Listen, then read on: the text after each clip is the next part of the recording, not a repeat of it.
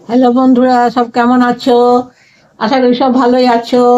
সকালবেলা উঠে আমি চা খেলাম। চাটা খেয়ে এখন আমি তরকারি কাটতে বসেছি। দেখো ঠাকুমা কেমন তরকারি কাটছে। বুড়ো ঠাকুমা। এই কপি কাটছি, আলু কাটছি, দিয়ে মুসুরির ডাল করব, কপি আলু দিয়ে। তারপরে মটরশুঁটি দেবো। মটরশুঁটি দেবো। দুটো ধনে পাতা ভালো হবে না, বুড়ো ঠাকুমার রান্না তো। তোমরাও এই ডালটা একটু করে দেখবে, খুবই খেতে ভালো লাগবে। কারণ এইসব ডাল তো এখন আর কেউ করে না। তা একটু করে দেখবে, ভালোই লাগবে। ঠাকুমা যেটা বলছে একটু শুনবে।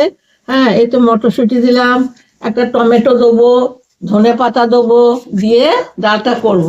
হয়ে সেদ্ধ হয়ে গেলে জিরে শুকনো লঙ্কা দিয়ে ফোড়ন দেবে। খেতে খুব সুন্দর লাগবে।